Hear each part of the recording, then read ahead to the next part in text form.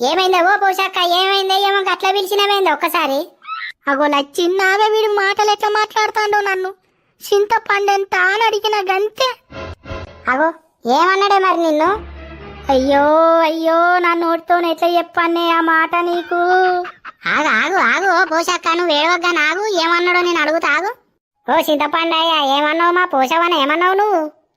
ఓ అవ్వ నేను ఏమనలేదు అవ్వ, ఆమెనే ఒర్రుతుంది.